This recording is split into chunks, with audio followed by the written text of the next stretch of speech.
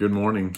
We are in a series on the person and work of the Holy Spirit called Alive in the Spirit. And last Sunday, I talked about this idea of power in the touch.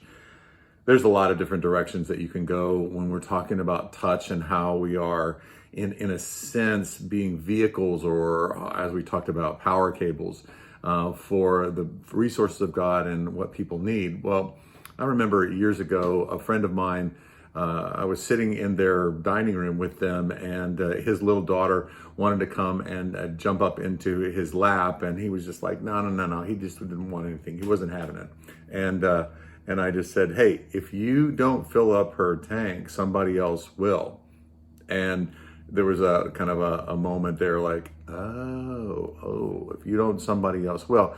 That is that each one of us has a love tank that needs to be filled up. And especially if you're a parent, your kids need their tanks filled up from you. And if you fill up their tanks, they will be less susceptible to the world filling up their tanks as they get into those phases where they start looking for themselves to other sources to fill them up. And so I want to encourage you, especially this morning, if you're a parent, your kids need your touch.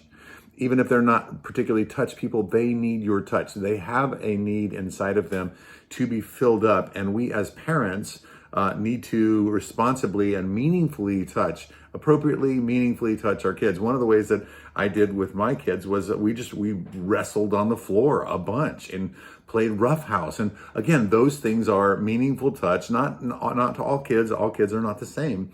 But most of my kids, they loved it. We played this game called Stuck, where I would just, wrap my arms around them and everything and put my weight on them a little bit on the floor. And then they would have to get unstuck in that whole thing. And it was just a riot. It was one of the things.